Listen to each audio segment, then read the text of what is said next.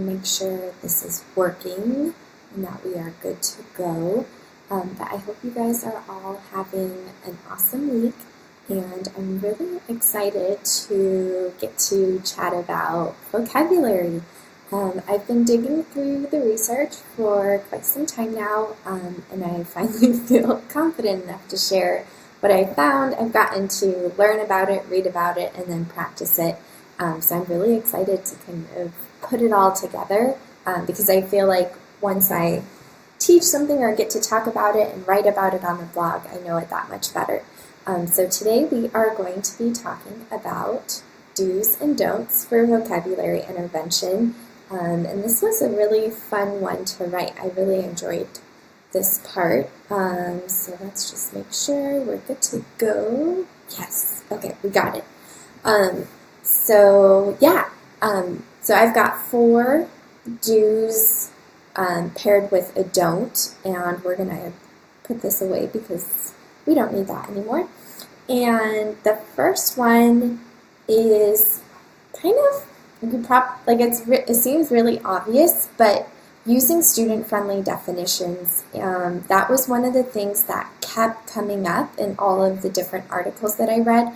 And I think we generally do a good job with this, but I was just thinking about instances when we might not use student-friendly definitions, and what constitutes a student-friendly definition really varies from student to student.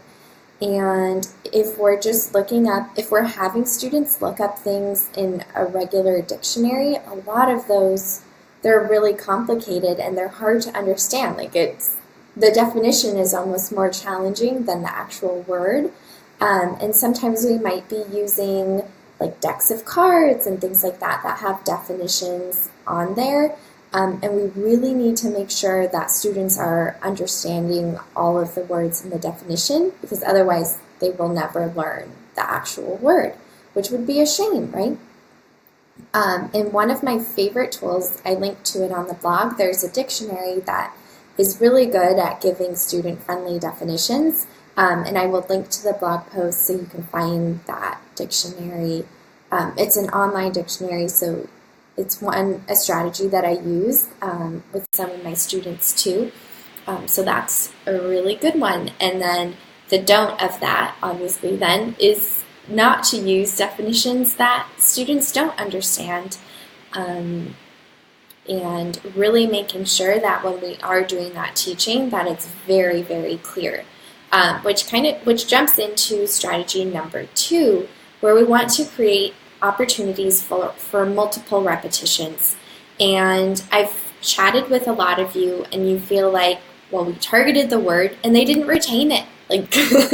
And so one of the really interesting things is that according to Marzano, who's like a big wig in the research world, he found that the average child needs 15 exposures to a word for it to become automatic.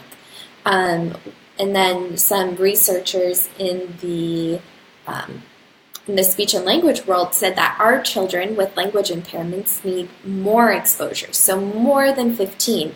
And it really depends on the level and severity of their disability or their disorder or their delay.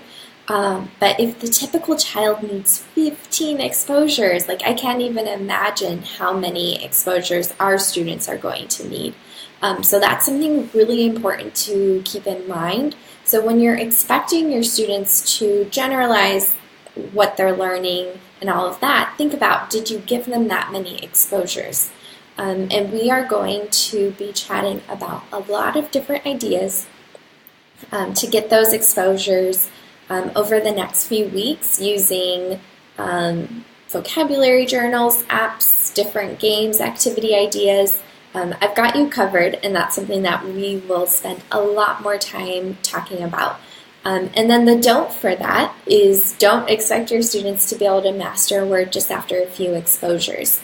And just really be strategic about how many opportunities you're giving them, and really think about that when you're planning your therapy to make sure that you're setting them up for success with that. And then along with that, these all fit together really nicely. I love it. So strategy number 3 is to select your targets strategically.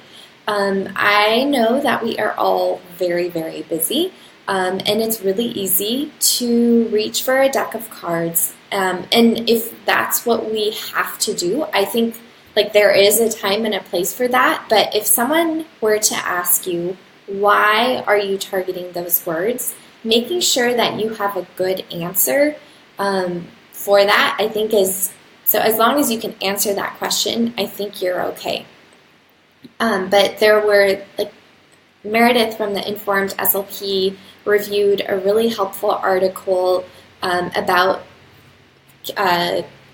they did intervention with preschoolers before they went into kindergarten, and the researchers asked the kindergarten teachers to identify instructional vocabulary, and they created some really cool units around that vocabulary, and they were words that they knew that the teachers were going to be using regularly in the classroom. So they got so much bang for their buck with that strategy, because they could have targeted any number of words, but they chose to target really functional words that related to the classroom, that enabled the students to better follow directions and understand what was happening in the classroom.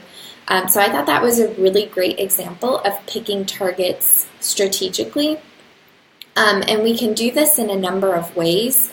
The blog post that I'll link to up above, that's where it ends up on Facebook, will include just some general tips for selecting targets, but I thought it would be interesting just to take a minute to chat about what that could look like. So in kindergarten, they use the instructional words. Then I think we could apply that to older students too. I know that Natalie Snyders has a really great vocabulary product too, where she, and I'm not sure how she selected the words. I should have asked her before I came live. But she has a vocabulary pack that teaches high stakes testing vocabulary. So I think that could give us a lot of bang for our buck. And we can also, so those are words that are in the curriculum. And if we go more general, if we're looking at a specific reading passage, and kind of narrowing the focus, if we're going down that route, picking tier 1 versus tier 2 versus tier 3 vocabulary words, which ones are going to give us the most bang for our buck. And I think it definitely depends on the student, and we have to, that's why we get to be speech therapists and not speech therapy robots, because we have to take all of those factors into account. And there's not a perfect answer, and it won't be the same for every student. But again, like we were talking about before, if someone asks you why did you select these words, having a bit of a rationale behind that, I think, is very powerful, and it will help us think ahead towards generalization. And our students are missing time out of the classroom, and we want to make sure that the time that we're spending is going to benefit them as much as possible. And thinking strategically about target selection is a huge factor. And I've been learning a lot about this in terms of articulation therapy and everything too. So it's been on my mind a lot, but I think it's especially powerful when we're selecting our vocabulary words. And then the 4th strategy is to foster engagement. We all know that there is a ton of research out there talking about how if there's emotion involved, we end up learning better. And if students are motivated to participate in those activities, we're going to get so much more bang for our buck. And what we talked about in step 2 with the meaningful exposures, that is, it has to be meaningful, and the student has to register it. So if we're just doing drill, and the student is just, those aren't meaningful to the student, and that won't even count towards those 20 to 30 or however many exposures they need. So we really want to make sure that they're engaged. And we are going to be talking about a lot of different strategies to keep students engaged. and really help foster that vocabulary growth. But that's just something to think about. And then the don't for that one is to not let vocabulary be boring. And I think one of the biggest things that we can do, in addition to kind of planning our activities strategically, is just to be excited about it. Vocabulary is powerful, and if we show them and make it a game, like I think it was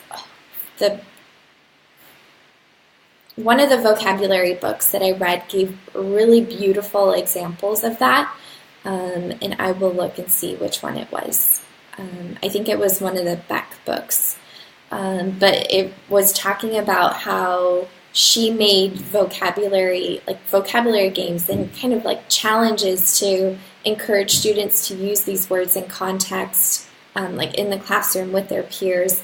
And you could just tell that she was so excited about it. And I think if we're showing that excitement and making it a game and showing how powerful that is, like building your vocabulary opens so many doors. And they might not necessarily care about this, but there's so many studies that show that a greater vocabulary increases reading comprehension, and it predicts a lot of other successful outcomes. It's a good predictor when you're looking at some of the research. So I think there is a lot to be excited about, and we can definitely share that with our students. So I'm going to look and see if we have any questions. But this was kind of more of an overview of just kind of wrapping our heads around all of the pieces and putting together a little bit more of a framework. This is a second post in the official vocabulary series, although I have written a couple other posts on vocabulary in the past. But this is kind of just setting up the framework, so when I go into more specific examples, because we can talk frameworks all day long, but what does this actually look like in therapy, right? But I thought that would be so much more meaningful if we have a framework around it first. And it's a little bit easier. Like I share about the evidence throughout all of the blog posts, but I think that having this more bird's eye view to start off can be really helpful because it helped me start figuring things out, and then it'll empower all of us to be clinical decision makers and do all that troubleshooting if something isn't working. So if you try something that I share and it doesn't work, then you at least have some of my rationale for why I did it that way, and then you can troubleshoot using that.